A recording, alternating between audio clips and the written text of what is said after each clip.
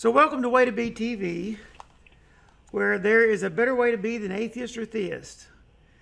I've been searching for something on YouTube for quite some time. That is, I search for the voices who speak to the atheist-theist discussion with care. Are there those who value the participants in the conversation more than the points made during the exchange? I found a few on both sides of the issue. I've even found atheists who agree that there is no natural evidence of the supernatural for the theist to provide. There are atheists who see it as rude and dishonest tactic every time someone demands natural evidence for someone else's supernatural beliefs. It's just not polite. Likewise, I found theist pastors who want to have conversations with atheists and therefore do not threaten them with an afterlife or propose Pascal's wager to them. There are many theists who do not insist on a perfect holy book, and there are atheist and agnostic scholars who are trained in the ancient languages and textual criticism who believe the Bible to be the most important book ever written. There are theistic pastors who refer to themselves as agnostic Christians, and those theistic teachers who just believe Jesus' teachings, but not the ancient writers' supernatural claims about him. When it comes to people and beliefs or disbeliefs, there is of every variety imaginable out there. For the most vocal of atheists and theists, one must be either one or the other. So spokesmen regularly claim, if you are not a theist, you are an atheist. This idea is just a rhetorical trick. Life is not basketball. You cannot call people for charging. I think that perhaps in the larger communities of theists and atheists, many people, as a matter of expedience, walk some community walk and talk some community talk. But to be honest with themselves, still tend to think their own thoughts. WAY2B TV is for those people. And that's my rant on July 2nd, 2015. So welcome to WAY2B TV.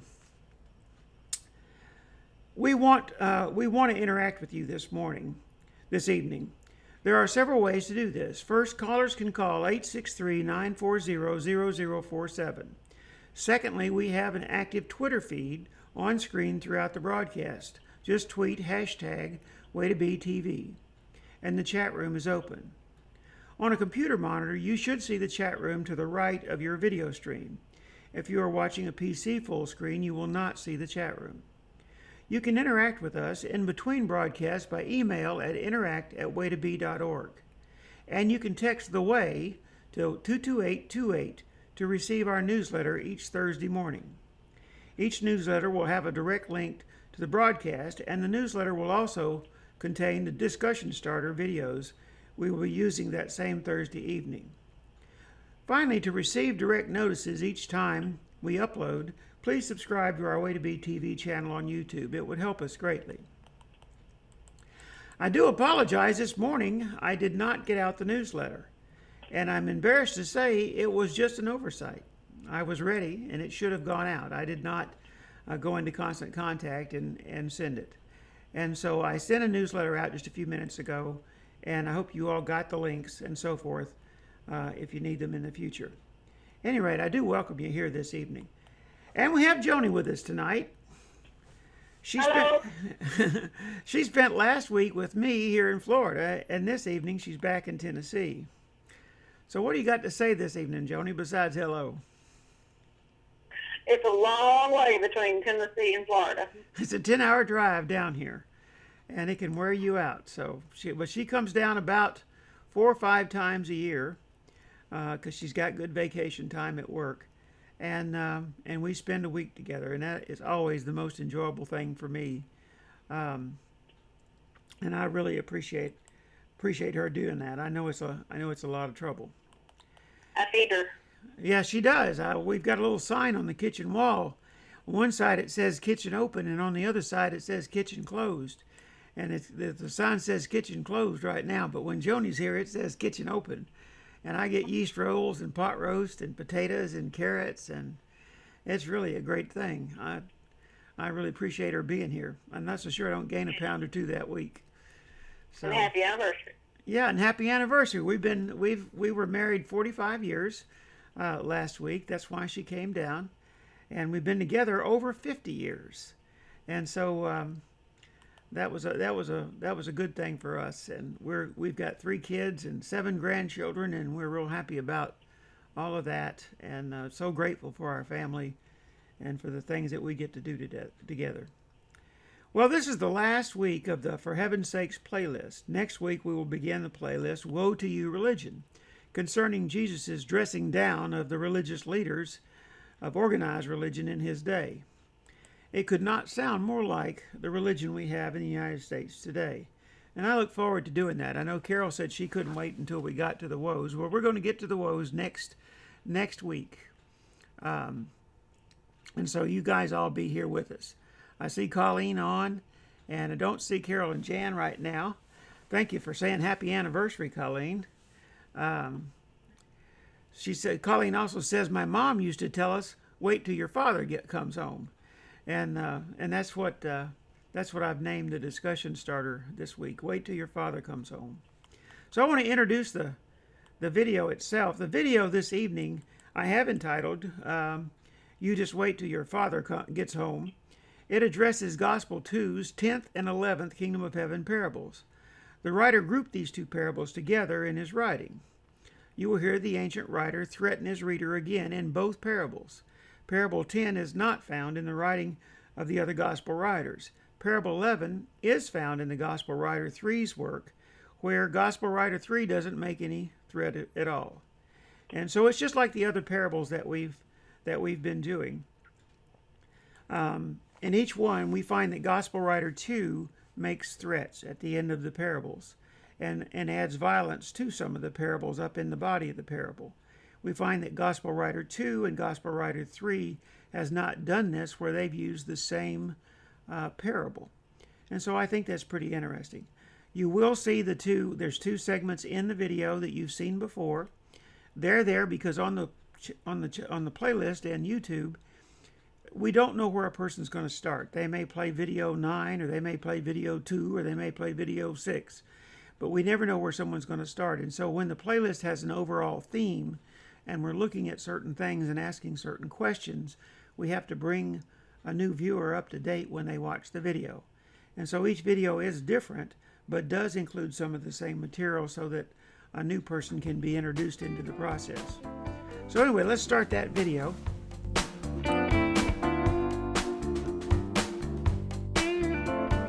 This video I have entitled, You Just Wait Till Your Father Gets Home. It addresses Gospel writer 2's 10th and 11th Kingdom of Heaven parables. The writer grouped these 2 parables together in his writing.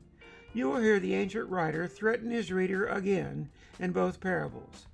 Parable 10 is not found in the writing of other Gospels. Parable 11 is found in Gospel writer 3's work, where no threat is expressed. We will continue to refer to these writings as Gospel 1, Gospel 2, Gospel 3, and Gospel 4.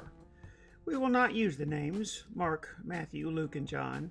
These names were added in subsequent centuries by individuals as they hand-copied the text.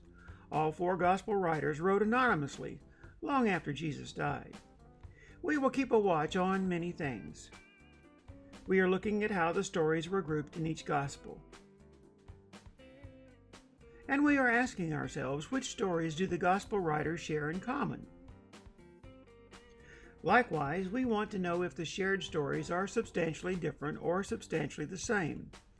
Finally, is there a pattern? That is, does the writer appear to have an axe to grind?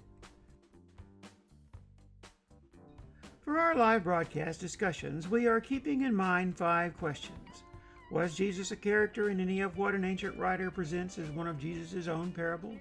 To what does the ancient writer attribute each of Jesus' comparisons? At what point does the parable end and the ancient writer's commentary begin? Can we separate the writer's proposition from the parable itself? And does the parable bring up a wealthy afterlife where one sees their loved ones? Or is the kingdom of heaven simply a metaphor for something else? Throughout this study, our suspicion has been that Jesus' parables, circulating in the first century, were used by ancient writers to promote Jesus and not necessarily to reflect what Jesus taught the people of the way. Gospel writer 2's 10th Kingdom of Heaven parable reads, "Then the kingdom of heaven will be comparable to 10 virgins who took their lamps and went out to meet the bridegroom. And 5 of them were foolish, and 5 were prudent. For when the foolish took their lamps, they took no oil with them. But the prudent took oil in flask along with their lamps. Now while the bridegroom was delaying, they all got drowsy and began to sleep. But at midnight there was a shout, 'Behold, the bridegroom comes! Come out to meet him!' Then all those virgins rose and trimmed their lamps. And the foolish said to the prudent, 'Give us some of your oil, for our lamps are going out.' But the prudent answered, saying, 'No, there will not be enough for us, and you too go instead to the dealers and buy some for yourselves.' And while they were going away to make the purchase, the bridegroom came, and those who were ready went in with him to the wedding feast, and the door was shut. And later the other virgins also came, saying, 'Lord, Lord, open up for us.' But he answered and said, 'Truly I say to you, I do not know you. Be on the alert then, for you do not know the day nor the hour.'" Gospel writer 2's 11th Kingdom of Heaven parable reads, "For it, kingdom of heaven, is just like a man about to go on a journey who called his own slaves and entrusted his possessions to them. And to one he gave 5 talents, to another 2, and to another 1, each according to his own ability. And when he went on his journey, immediately the one who had received the 5 talents went and traded with them, and gained 5 more talents. In the same manner the one who had received 2 talents gained 2 more.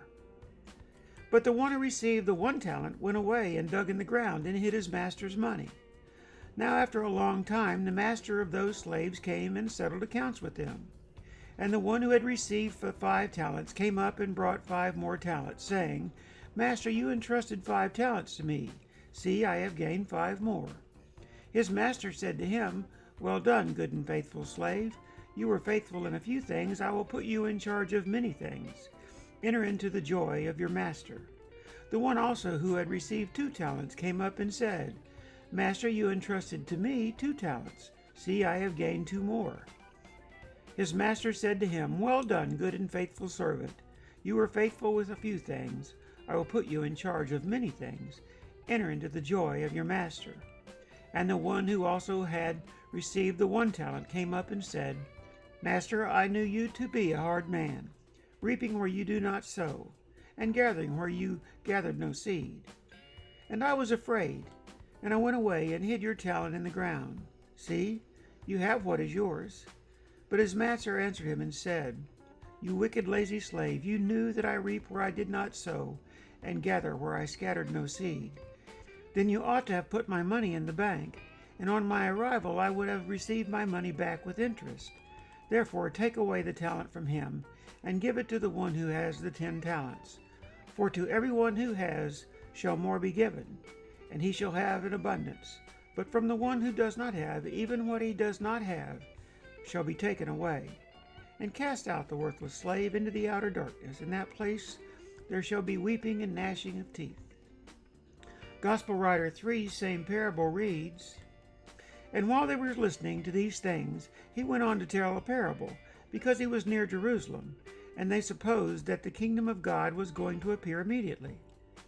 He said, therefore, a certain nobleman went to a distant country to receive a kingdom for himself, and then return.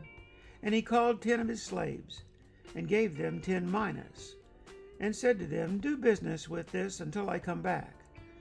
But his citizens hated him, and sent a delegation after him, saying, 'We do not want this man to reign over us.' And it came about that when he returned, after receiving the kingdom, he ordered that these slaves, to whom he had given the money, be called to him, in order that he might know what business they had done. And the first appeared, saying, 'Master, your mina has made 10 minas more.' And he said to him, 'Well done, good slave, because you have been faithful in very little, be an authority over 10 cities. And the second came, saying, Your mina, master, has made 5 more. And he said to him also, And you are to be over 5 cities. And another came, saying, Master, behold your mina, which I kept put away in a handkerchief, for I was afraid of you, because you are an exacting man. You take up what you did not lay down, and reap what you did not sow. He said to him, By your own words I will judge you, you worthless slave. Did you know that I am an exacting man, taking up what I did not lay down, and reaping what I did not sow? Then why did you not put the money in the bank, and having come, I would have collected it with interest? And he said to the bystanders, Take the mina away from him, and give it to the one who has the 10 minas. And they said to him, Master, he has 10 minas already. I tell you that to everyone who has shall more be given, but from the one who does not have, even what he does have shall be taken away. Gospel writer 2's point in these 2 group parables seems to be, follow Jesus now, or you will lose everything. You will be shut out forever, and you will be cast out into the outer darkness, in that place where you will be tormented. Notice that there is no such threat in Gospel writer 3's work. Just the simple statement, I tell you, that to everyone who has shall more be given, but from the one who does not have, even what he does have shall be taken away. Gospel writer 2's version has the same admonition, just before the threat. This admonition seems more likely to have been the end of the version of Jesus' parable circulating in the 1st century. Jesus' point may have been nothing more than when your reactions are suddenly required, the way you have already prepared within yourself determines your visceral response to the circumstances around you. Spur-of-the-moment reactions leave no time to think. Jesus may have also been saying, if you attempt to adopt the way, you either use it or lose it. It increases with effort, and it disappears without effort. This would be in keeping with his pronouncement in the Sermon on the Mount concerning the least and the greatest in the kingdom of heaven. So if we use the same kingdom of heaven parables as Gospel writer 2 employs so far, what may have Jesus taught the people of the way? It could have sounded like this. We plant an idea about contentment. How it grows, we are not sure. But when it grows, we reap the results. It grows until it benefits others all around us. It becomes infectious. It is more valuable than anything else we have. But we still must sort out the bad attitudes from the good. We are more content with an attitude of forgiveness. No matter when you begin to adopt this way of being, you reap the same results. Don't be too busy to live life while life is available to you. Prepare your attitude before the spur of the moment comes, so your visceral response does not fail you. Put effort into the way, and it will grow inside you. It's our attitude toward life that is the way. The figure of speech, kingdom of heaven, is a metaphor for the kingdom of contentment within our sovereign selves. The kingdom of heaven with golden streets and gates of pearl did not appear in ancient writings until the end of the 1st century. If nothing supernatural ever happened, then Jesus' following, known as people of the way, grew out of the way he taught, not because people were dazzled by supernatural displays. His way of being content in life is not supernatural. It's just naturally super. In future videos, we will continue to see what might have been Jesus' message to his following, known as people of the way. Neither hard atheist nor fundamentalist Christian theist would embrace my thoughts. But it's all good, unless you happen to think it's bad.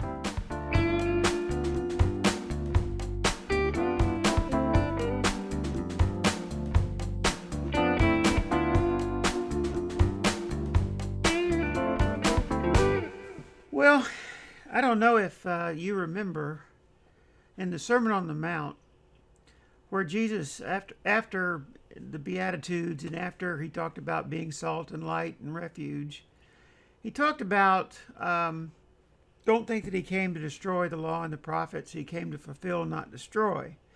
And of course, in my teachings later on, you'll find out as we go through the Sermon on the Mount itself that what Jesus was doing was shifting from a law of doing to a law of being, in essence, or shifting from a way of doing to a way of being.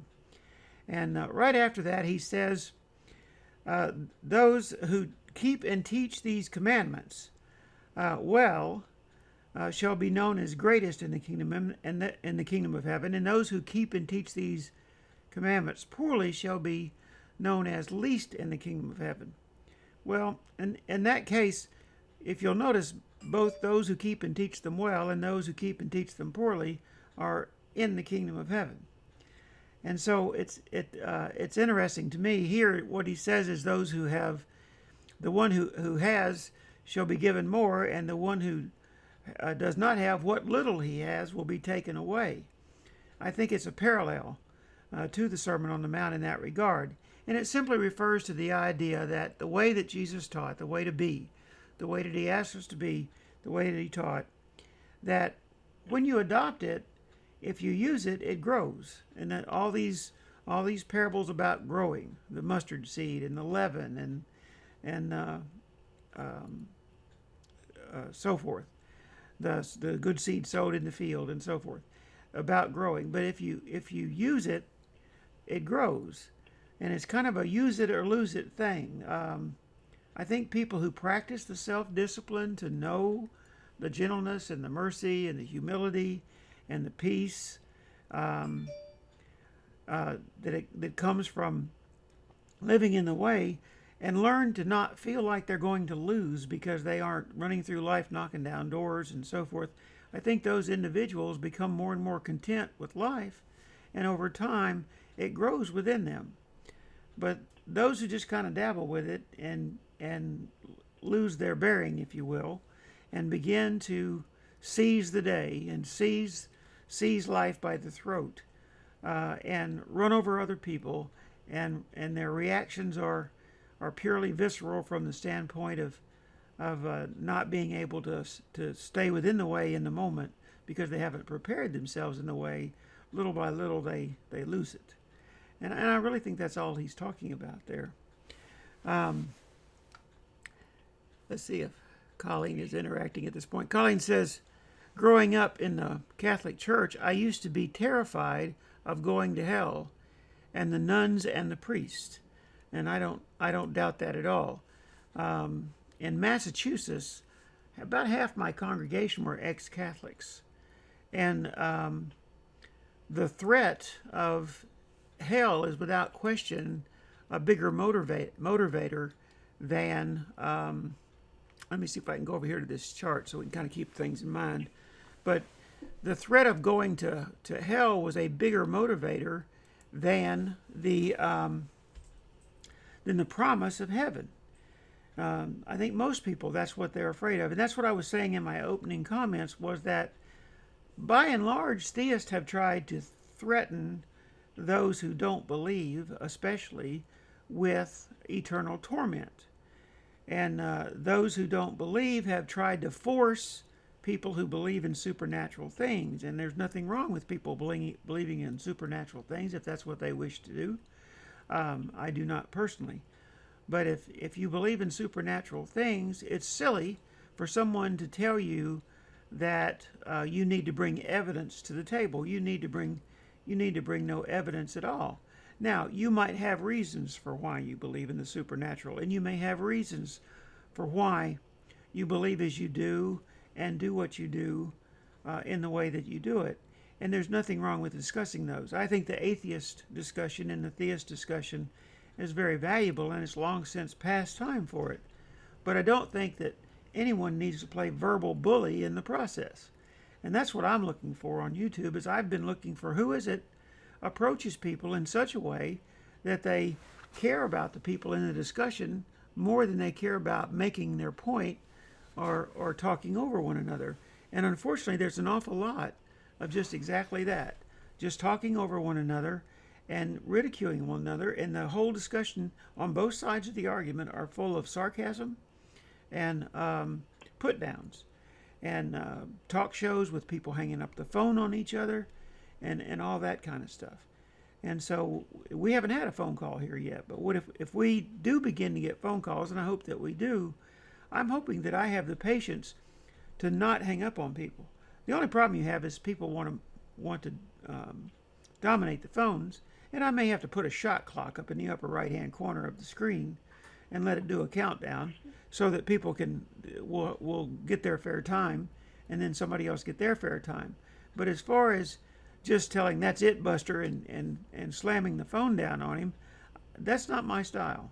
And I don't think I'll be doing that.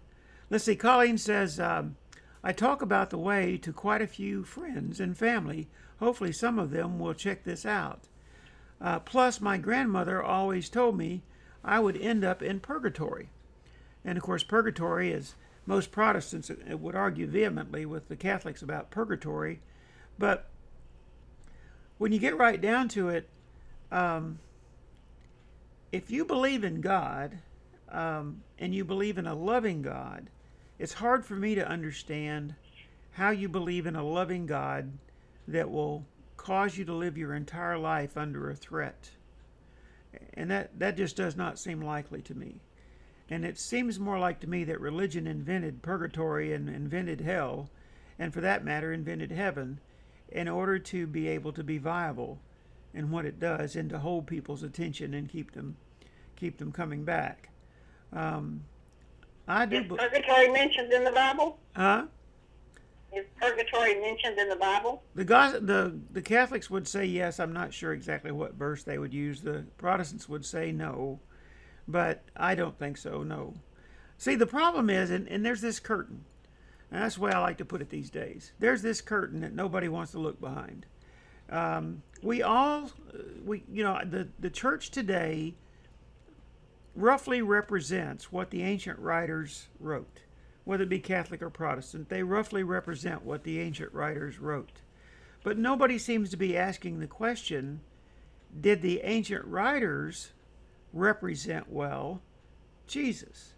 In other words, when Jesus was actually alive and talking to people, did they represent well what he said? And if they represented even moderately what he said, in the form of all the parables and sayings and teachings, and those are the things that would be remembered, the next question is, how much did they add in their commentary and in their supernatural stories and so forth? And so you have to ask yourself, were the ancient writers simply writing that which they hoped would be believed in the future, or what Jesus actually said in the past? And of course, I think everyone knows my opinion. I think they were writing what they hoped would be believed in the future. We've even had some discussions about it here in our private group, and they said, "My gracious, I don't think the way would have held the following, and that the number of people who've joined the Christian religion wouldn't have joined based on only the way of being that Jesus taught, that the supernatural is what they're following."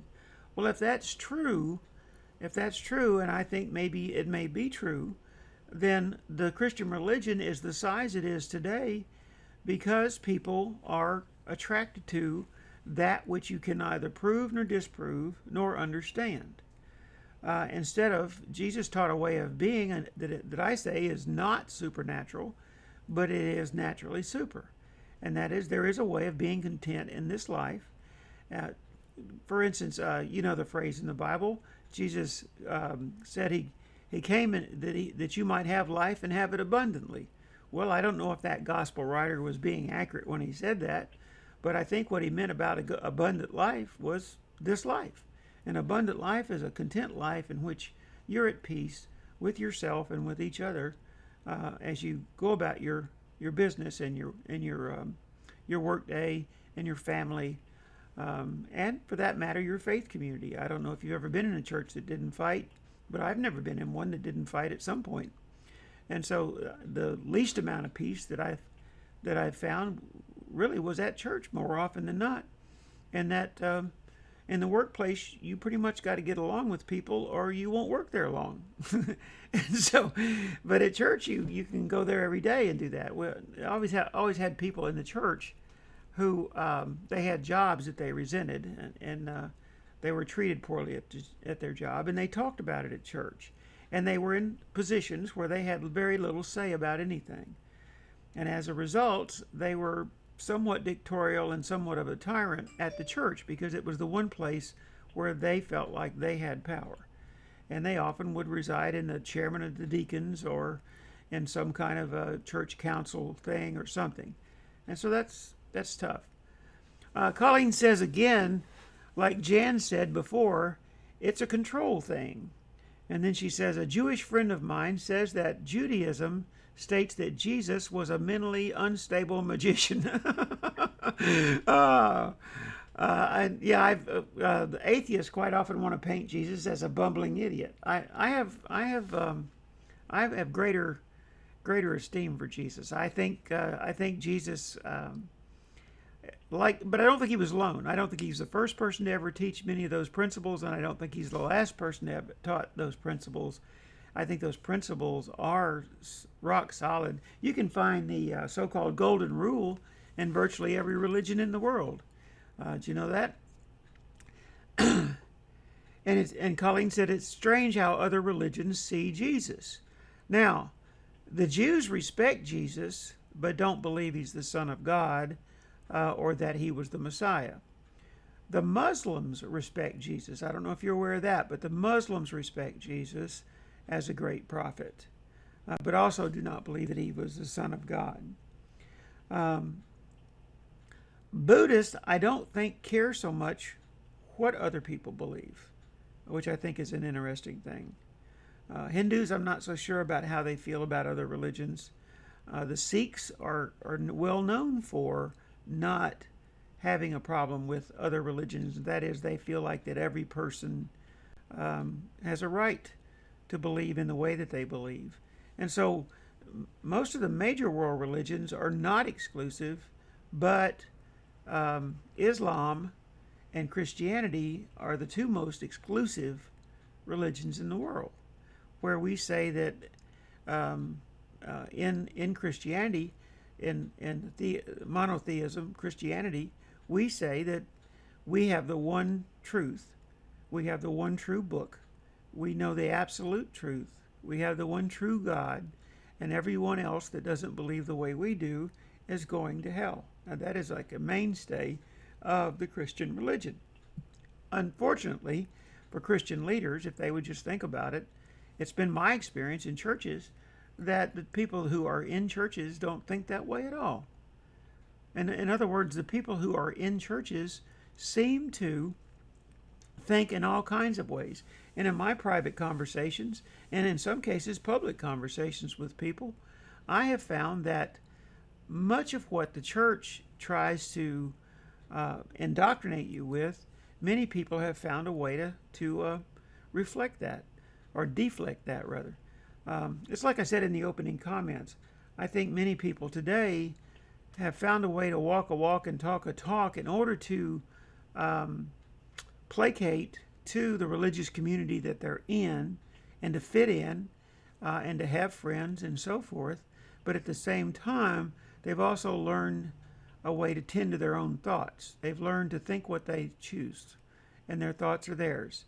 And so, and it goes along with the expression that I say, walk the walk, and it's not about walking the walk and talking the talk, it's about managing your thoughts. And in Jesus, that's what Jesus was about. In reality, he was talking about managing your own thoughts. And in doing so, then, you couldn't let the circumstances around you or some other person change who you are.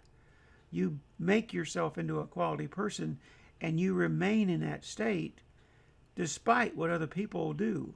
And then your visceral response to others, which is what these last two parables are teaching, is that if you have prepared beforehand, the one that did the investing, the virgins with the oil and the virgins without the oil, but if you prepared beforehand, when the surprise arrival comes, of whatever circumstance it might be, then you're ready. You're ready, and who you are inside has not changed, and what comes out of you is what is in you. You don't have to think about it and plan it or put on some kind of act about it. Your visceral response is just as natural as breathing in and out, because you've prepared your inward being to be that way. That is the crux of the way to be that Jesus taught. Colleen said, Buddhists have said that he was a great teacher. Okay, yes. As a matter of fact, there's some stories about Jesus not actually having died at the crucifixion, but rather that he lived. He was resuscitated somehow or another, and that he went and he became a great Buddhist teacher. Have you ever heard that? Exactly. Have you ever heard that one? And it's very big within the Buddhist. So they obviously have respect for Jesus as well. Have you? I don't know if you've ever read that or not, Colleen, but that is a really neat thing. Look it up on the web sometime. Look up Jesus and Buddhist, and you'll find the story of that. They even have some kind of a monument or a shrine or a prayer room or a place of there's some place that the Buddhists have that commemorate that. That would be interesting for you to go read and look up. You may know more about it than I do. I don't know, because I know you do study other religions. She also said, as people all over the world are different from one another, so why is it so hard to understand that Jesus may have taught to others as they view themselves? Let me see if I can read that again, because I don't know if I got that. As people all over the world are different from one another, so why is it so hard to understand that Jesus may have taught to others as they view themselves? Do you understand that question, Joni? Not really. But I was thinking before that international Christians or European Christians or anybody that's not an American Christian, I bet they have a better attitude than we do, because we're known as those rude Americans. And I think that's true in everything we think and feel and do. Right. Now, in Europe, in Great Britain, there are far more atheists and far more people who are agnostic or simply non-believers. One of the rudest things that atheists today will do, some atheists, is they will say that atheism and theism is exhaustive polemics, which they are mutually exclusive, and you have to be one or the other. And that's really an arrogant position to take, because I know my experience in the church is that most Christians are not either one. At least the majority of Christians are not either one. That is, they are not hardcore believers, and they certainly are not hardcore disbelievers. What they are is people who worked it out in their own lives. Christianity for most people is like a good marriage. The two of you figure it out, you know? And in Christianity, they figure it out. It's between them and their God if they have one, and it's between them and the other Christians around them if they want to discuss it with them. But they are not company line kind of people. They don't shop at the company store, and they don't have the company mantra memorized. It's just that way. So I think a lot of people talk about atheism and theism as if it was some exclusive set of things. How many atheists do we have in America? How many theists do we have in America? You add the two numbers together, and that's the population of America. Well, that's silly. It's just silly as it can be. And it's just not so. Colleen said, looking like the people in each place. Jesus may have Kind taught... of like they conform to their culture along with their Christianity belief. Oh, I see what she's saying. Yeah, that Jesus probably taught them in the way that they viewed themselves. And I think that's what you're saying. In other words, yeah, you think Jesus was good at relating to people? He must have been, because he got a following. And apparently that following was a very tempting thing after he died, because a certain number of people, ancient writers, did not want to give it up. They wanted that following to go on. And I think they added their layers on top of that. Colleen says, yes, I lived there, and my son David was born in England. Okay, so you know very well what I'm talking about. It's a very different culture than America. Christianity in America is a very different thing. Did you see where Colleen answered you, Joni? Yeah. Yeah. Hey, must be my brain. Huh? I'm tired, but I must have discerned something. Glad I could help. Colleen says, I try to have the mental and emotional balance, but I'm still trying. And that's so... It's kind of like walking a tightrope. Oh, absolutely. Absolutely. Because I know I've been in situations, and for some reason in the last few weeks, several, in which it's up to me. I mean, and that's the worst part of what I teach, quite frankly.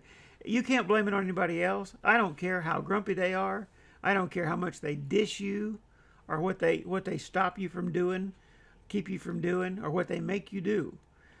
You really cannot depend upon other people for your happiness and for your contentment and peace of mind. So it is an emotional balance, and it's a mental thing to where you say to yourself, I'm working on this product I call Elise, and Elise has got to be the best product she can be. And Joni works on the product she calls Joni, and it's the best product she can be. Sometimes we dabble in working on each other, but we are cautious with that because that's a very dangerous endeavor. You can get in a lot of trouble trying to work on somebody else's stuff instead of your own.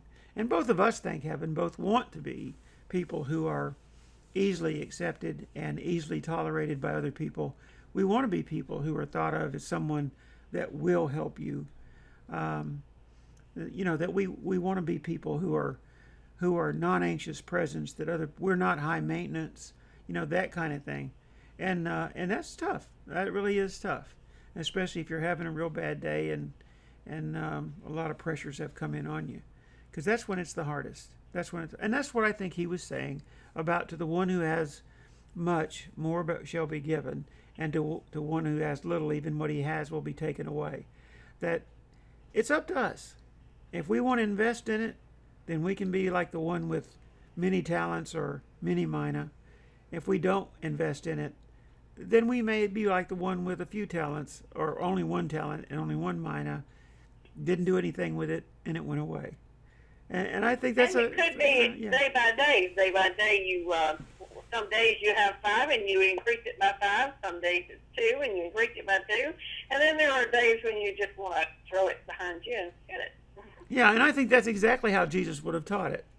I think Jesus would have taught it as you determine the measure. It even uses that in the judgment. Judge not, lest you be judged by the same measure with which you judge. In the Sermon on the Mount, he uses that in the least of these. He uses it in the least in the kingdom of heaven and the greatest in the kingdom of heaven. Same kind of thing, and that is, and he says it a little bit more plainly there, because he says those who can keep and teach these commandments well will be known as great in the kingdom of heaven, and those who can keep and keep these commandments poorly will be known least in the kingdom of heaven. So what he's saying is that you can work on the kingdom of heaven. That's kingdom within your sovereign self, that way of being where that peace and contentment lies, that unknown place where whatever you call theos, God, dwells. And that's what he was talking about. And I have at this point in my life, I don't worry about it. I know other people would like to convince me otherwise. Other people would like to cause me to feel uneasy or threatened by the idea that I feel the way that I do. But I just go on and live my life, and I really feel comfortable that what I'm doing is following Jesus, is following what he taught, and that the supernatural is simply unnecessary. Whether any part of it is true or not, I don't even care. But I believe it's totally unnecessary. In other words, did Jesus run around being a carnival act? Did he run around trying to be someone who was showing off? Or did he teach people how to improve themselves and be the kind of person that they needed to be in order to be content throughout life? That's the important part of it. And I hope that's what this whole For Heaven's Sakes playlist has done. I don't know if you've seen it or not, Colleen. I know you've seen this diagram before, but let me go over there to it. Let's see here.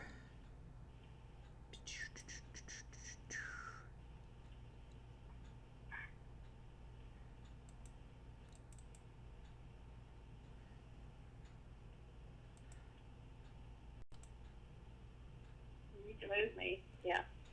Yeah, but from the time that Mark wrote, you can see it right there on that diagram. But from the time that Mark wrote until Matthew wrote was some, 15, 20 years. Then there was another 5 or 6 years that Luke wrote, and then there was another 10 years or so before John wrote. But as you move through those, what you see is that Mark began with the patient, kind, humble Jesus who didn't want people to know about it. If he did a miracle, he was the person who would not do signs and miracles for the scribes and Pharisees, even though they demanded him to do it. Then as you get to Matthew, you begin to get into what Matthew is doing, what the anonymous writer of Matthew is doing with the kingdom of heaven parables and so forth, and you begin to see Jesus is threatening people, and he's added violence to his parables, and then you move on through Luke, and by the time you get through John has got him running around going, I'm God, and all kinds of stuff. I got a tweet on here from Carol just now. Said she's feeling better, I think. I don't see her on the chat room, though. I don't see her watching either. No, I don't see her watching. Well, I see 3 watching. Yeah, I see her watching, I think. But I see her on Twitter. I just see the one. If you're listening, Carol, I just see the one message where you said you're better, I think is what you're saying there. Any rate, but as you move through that, what you see is that each writer got a little bolder and a little bolder about this supernatural aspect of Jesus. And I just really wonder if the people of the Way were ever encountered any of that from him whatsoever. That he was just this simple, humble man who taught a very simple thing. And today that simple thing seems so simple that, quite frankly, most people would be dissatisfied with it. Does that make sense? It was so simple that that most people would find it, well, you just need to be a good person. Well, you know what? That's darn close to what he said. So when people begin to talk about this idea that somehow the way is simply too simple, there had to be more to it than that, they may just be doing exactly what the ancient writers did. The ancient writers tried to fill in the blanks and tried to make Jesus a Superman. And did that add to the following? Probably so. What would we have today? We would probably have not even half the people who identify with Christians as identified today. Joni, you went away. I think we just lost Joni. Here she comes back, I think.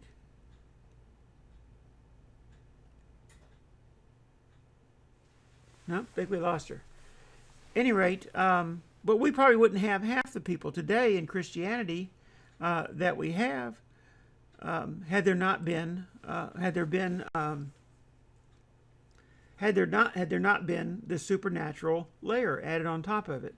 So, but we would have people who were known for the way, not known for an argument over beliefs and who's God and whose books and miracles and rituals and communion and all this stuff. Instead, we would have people who were trained in the way of being, and we wouldn't have millions of people, hundreds of millions of people killed in the name of religions, in the Inquisition, in the Crusades, and the Muslim campaigns, and so forth. But all in the name of God, and in the Christians' case, all in the name of Jesus, fighting over what the correct beliefs are, even to the point of torturing people until they relented and said what the torturer said they had to say they believed about Jesus. Now, obviously, a person tortured their mind hasn't changed. They just don't want to die. So, at any rate, it's just a different kind of an approach to it. And I found people on YouTube this week, and I started out talking about that. The people that I found on YouTube this week and last week, all through this month, really, what I found was people who understood that, first of all, people who talk about this already ought to know better than the kind of fight that they have over it and the kind of tactics that they take with it. but also people who care about the people in the conversation more than they care about the conversation itself. And so, Joni said technical difficulties, but in other words, people who would like to see the way played out. And it was funny, one pastor in particular that I saw, he calls himself an agnostic Christian. And he believes it's very important to follow Jesus and believes that Jesus' teachings and an attachment to teaching to Jesus is very, very important. But he doesn't, he's about in the same boat I'm in. And I'm going to contact him. I haven't written him yet, but I'm going to contact him and see if he'll carry on a conversation with me. I might even get him one day to come on here as a guest, because I think he would do it.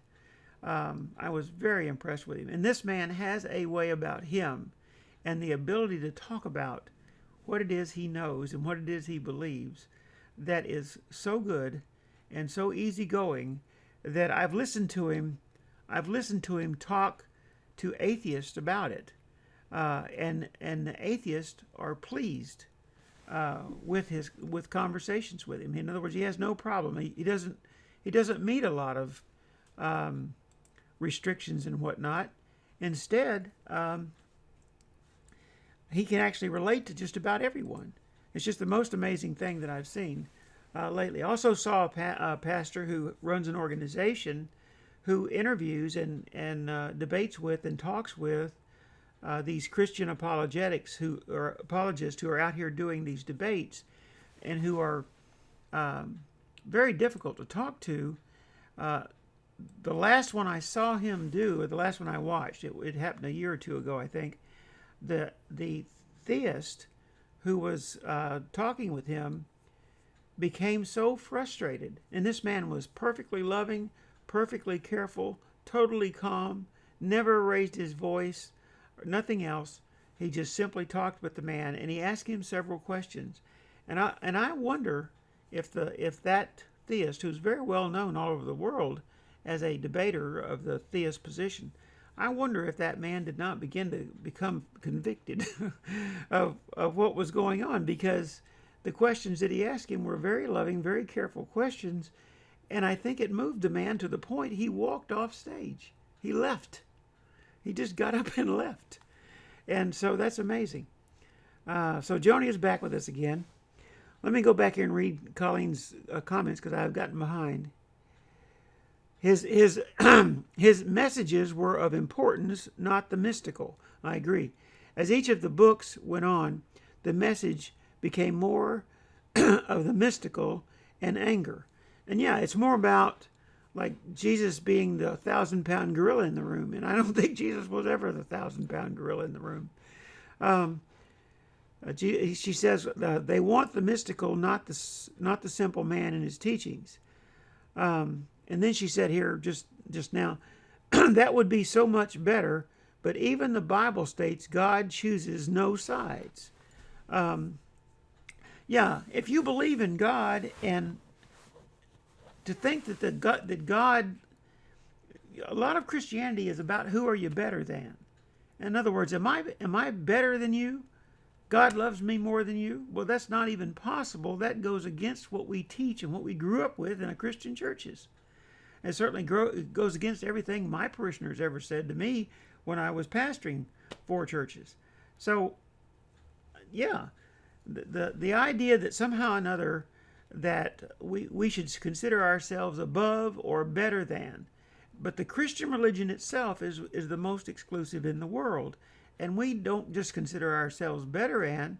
It's sort of like New York. There's New York City, and then there's the sticks. You ever heard that? Where there's Christianity, and then there's a bunch of cults. That's kind of how we seem to look at that. And people all over the world know us for that. They know full well that we're that. And Joni mentioned it a while ago. We are known as the root Americans. So Christianity is the dominating religion in this country. About 80% identify with the Christian religion, according to a Gallup poll. And at the same time, we're known as the root Americans around the world. That somehow or another, that doesn't jive very well, does it?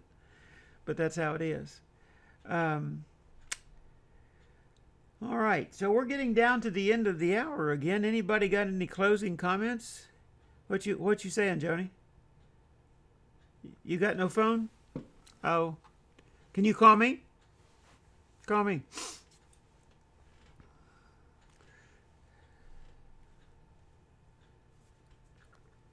Yeah, Joni's lost her connection. She's muted. I think she's going to call me.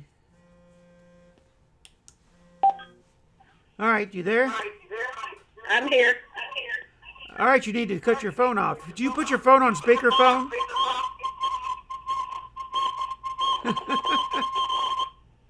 You knew better than that.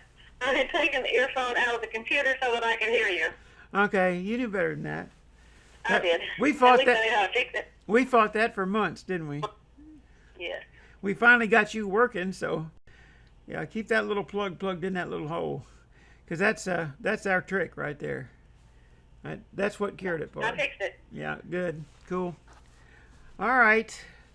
Colleen says, I never have, which is why I read whatever I can of other religions to find the similarities. Yeah, and I think it's great to understand other religions. But you know what? I still think, and I'm going to close with this because it's 3 minutes till time to stop. Actually, it's 8:27. But I'll close with this, and I've said it before, and I think it's a good thing to close on, and that is that had the world, had the 5 major religions of the world, had they concentrated on the way that was taught within their individual religions. I'm not talking about just Jesus, but every single religion has within it the means by which a person improves themselves, how they become a better person. Have we learned? Had we done that and have concentrated on that, had that been prominent within religious circles all over the world, would the world be a better place today or not? And the answer to the question is very simple: absolutely. Absolutely. If we had concentrated on that and not supernatural things and the argument over supernatural beliefs, but it instead had simply taken to heart what was taught concerning improving oneself inside in our own particular religion. And you can go online and look at Buddhists and Hindus and Islam. In Islam, there is even one of the 5 pillars is that you give a percentage of your income annually to the poor. Nobody ever talks about that. Nobody ever thinks about that. And yeah, Islam's got some problems. Christianity's got some problems. Hindus have got some problems. Buddhists have got some problems. I'm sure the Sikhs have got some problems. But religion will always have problems. But the fact is that we need to learn to live with each other first and let religion take the hindmost. So I appreciate you guys being with me tonight, and we will be back again next Thursday, and I will send the newsletter out on time next Thursday, I hope. So let me take this to the credits. Thank you so much.